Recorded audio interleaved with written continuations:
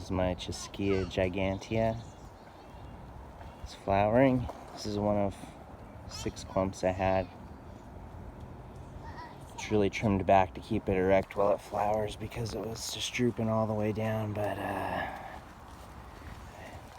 couple really successful locations of this stuff for privacy and beauty, and yep, there she goes.